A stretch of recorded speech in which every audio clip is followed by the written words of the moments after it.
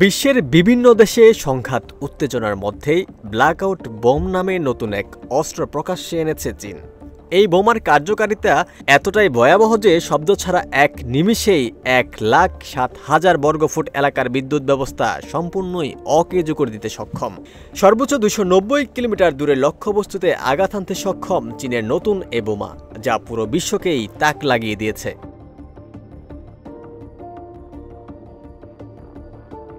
Russia Ukraine যুদ্ধ থেকে শুরু করে মধ্যপ্রাচ্যে উত্তেজনা, মরণাস্ত্রের ঝঞ্ঝনানি ও আধিপত্যের লড়াই সর্বত্র।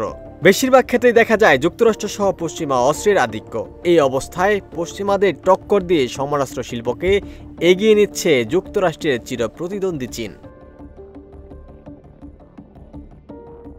মে মাসে হওয়া ভারত পাকিস্তান যুদ্ধে তার প্রমাণ দেয় চীনা যুদ্ধবিমান, যেখানে ভারতের ভান্ডারে থাকা ফ্রান্সের বেশ কয়েকটি যুদ্ধবিমান রাফেলকে কুপোকাত করে পাকিস্তানের কাছে থাকা চীনা যুদ্ধবিমান জেট-10। সম্প্রতি পারমাণবিক ইস্যুতে ইরান ইসরায়েলের সংঘাতেও যুক্তরাষ্ট্র বিরোধী অবস্থান নিয়ে তেহরানের সঙ্গে বন্ধুত্ব অটুট রাখতে দেখা গেছে বেইজিংকে।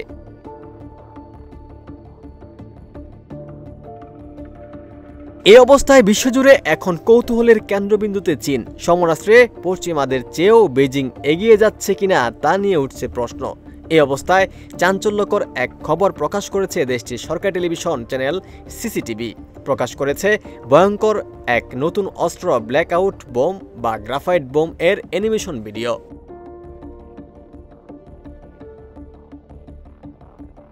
ব্ল্যাকআউট বোম সামনে এনে চিরপ্রতিদ্বন্দ্বীদের কি বার্তা দিতে চাচ্ছে চীন, তা নিয়ে চলছে জল্পনা।